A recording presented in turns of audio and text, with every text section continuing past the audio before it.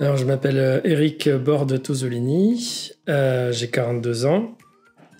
Je viens d'où? Je suis né à Creil, mais j'ai toujours vécu en Nouvelle-Aquitaine, entre la Gironde et le Lot-et-Garonne, un peu en Dordogne. Je suis donc installé en tant que maraîcher en agriculture biologique et en pépinière fruitière sur la commune de Lognac depuis janvier 2023. Mon parcours est assez éclectique. J'ai fait pas mal de choses différentes. J'ai bossé comme animateur radio. J'étais accueillant familial personnes âgées. J'ai bossé dans le web, dans la communication. J'ai fait vraiment plein de choses différentes. Et quand mon fils est né, il y a bientôt 7 ans maintenant, j'avais déjà à cœur l'écologie en fait. Et je me suis posé la question, qu'est-ce qu'il va dire plus tard? Qu'est-ce qu'il va me demander? Qu'est-ce que j'ai fait moi pour l'environnement? Et la réponse naturelle qui m'est venue, en fait, c'est de travailler au cœur de la nature. Et bon, j'avais pas rien révolutionné à mon âge maintenant, mais je me suis dit que la chose que je pouvais apporter au mieux, c'était de foncer dans l'agriculture, en fait. Dans le fait de nourrir les gens, en fait, avec de bons produits et qui soient respectueux de tout l'environnement. Donc voilà, donc j'ai commencé à monter mon projet il y a maintenant 3 ans. Petit à petit, à savoir qu'est-ce que je fais, dans quelle branche, pourquoi, comment. Donc je me suis renseigné, j'ai rencontré des gens, je suis allé sur des fermes, j'ai fait des formations. Et puis petit à petit, le projet s'est monté en fait. Donc, c'est cette raison-là que vous avez choisi l'entrepreneuriat pour pouvoir donner une réponse. Ouais, je voulais être acteur pleinement en fait de mon projet. Ce qui m'intéressait, c'était me surpasser et monter quelque chose de A à Z en fait, quoi. C'est passionnant. C'est épuisant, mais passionnant. Comment vous avez connu France Active et qu'est-ce qui vous a amené à contacter un chargé de mission?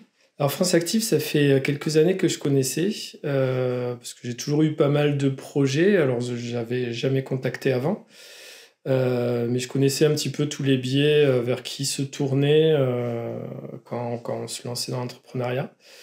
Du coup, c'est venu assez naturellement. Je trouvais qu'ils accompagnaient bien les projets, qu'ils étaient à l'écoute. Et du coup, j'ai contacté l'antenne du Lot-et-Garonne où je m'installais. Quels sont pour vous, du coup, les atouts de France Active? Qu'est-ce qui vous a permis de faire le réseau, je pense, parce vous êtes dans toute la France et il y a des antennes un petit peu partout. Puis voilà, il y a un historique en fait d'accompagnement et du coup, vous savez comment prendre les projets, vers comment nous aiguiller aussi, nous dire là il faut améliorer tel point, là il faut être plus comme ça et du coup c'est ce côté entrepreneuriat qui était hyper intéressant en fait. Aujourd'hui, qu'est-ce que vous proposez pour des fêtes plus engagées grâce à votre activité?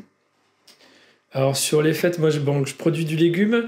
Donc là on est sur du légume d'hiver, donc je j'ai pas d'engagement particulier par rapport aux fêtes de fin d'année.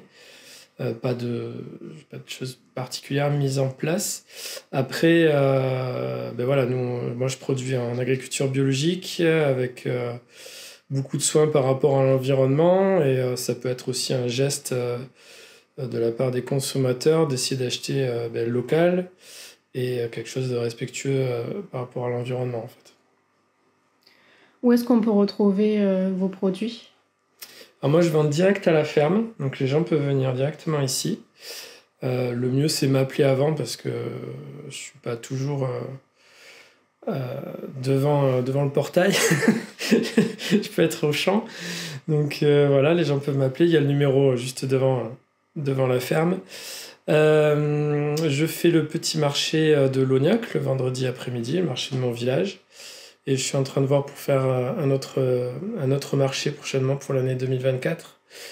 Et ensuite, ça m'arrive aussi de vendre un petit peu en coopérative quand j'ai des surplus. Quelles sont vos résolutions pour 2024 ? Résolutions sont en préparation. Non, en fait, il n'y a pas vraiment de résolution. Le but là, l'objectif, c'est de garder le cap en fait, de poursuivre le développement. Donc il y a encore pas mal d'installations. C'est pas évident au début de s'installer en tant qu'agriculteur. Il y a beaucoup de choses, à moins de reprendre une ferme qui est déjà en action. Mais là ici, il y avait tout à faire. Donc voilà, l'objectif c'est continuer l'installation. Donc il y a encore une serre à finir de monter, de nouvelles lignes de culture à mettre en place. Donc voilà, donc l'objectif c'est surtout se concentrer là-dessus, mettre en place vraiment les outils pour que ça fonctionne mieux que l'année qui vient de se passer.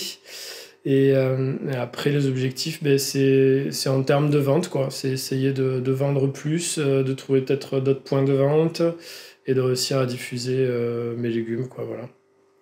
Et est-ce que vous avez un conseil ou un mot d'encouragement pour les entrepreneurs qui aimeraient se lancer, pour les aider ? Alors aujourd'hui, maintenant que j'ai vécu ma première année, après avoir porté ce projet, j'ai quelques conseils. Déjà, être bien entouré. Alors, ça peut être familial, ça peut être aussi par des amis, mais ne pas rester seul dans son coin. Même si ça se passe bien, qu'on est très fort, etc., que tout se passe comme le plan, c'est rarement le cas déjà, de toute façon. Mais c'est être entouré, quoi. Au moins pour discuter. Des fois, rien que discuter, ça peut débloquer une situation parce qu'on trouve une solution. Ça peut apaiser aussi, parce que des fois, on est dans le jus, on a l'impression d'être débordé, d'avoir la tête sous l'eau. Et rien que de discuter, ça permet de lâcher un peu du lest et de prendre du recul pour pouvoir continuer à avancer. Deuxième conseil, c'est ne jamais lâcher, même quand il y a des moments difficiles. En fait, on se rend compte qu'il y a toujours meilleur que soi, mais qu'il y a aussi pire que nous. Donc, faut pas lâcher, en fait. Faut garder la foi en son projet, mais il faut pas avoir d'œillard, en fait. Il faut pas se dire non, moi je veux que ce soit comme ça, et rester planté sur des positions qui sont en train de vous faire planter votre projet. Il faut savoir aussi des fois prendre certains virages, mettre de l'eau dans son vin, enfin voilà, c'est essayer de pouvoir évoluer tout le temps en fait. C'est surtout à l'heure actuelle, je pense qu'il y a un besoin de savoir se remettre en question pour survivre dans l'entrepreneuriat.